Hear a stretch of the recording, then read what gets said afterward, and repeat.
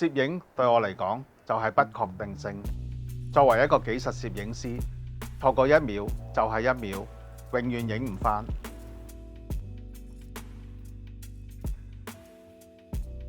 所以選擇對我嚟講好重要，選擇到一啲啱嘅 gear，配合到自己，影出嚟嘅嘢就會好好。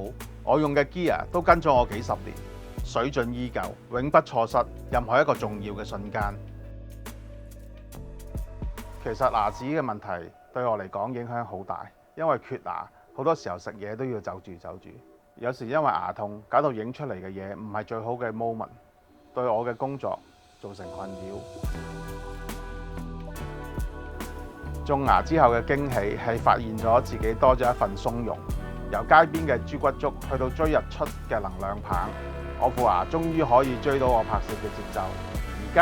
而家食乜都咁自在，唔會因為牙齒嘅問題 miss 咗決定性瞬間。種植嘅過程非常專業，我完全感受唔到痛楚，而除咗我對睇牙嘅恐懼，令我喜出望外。我係 Lawrence Lai 紀實攝影師，一個決定影響一世。我揀愛康健。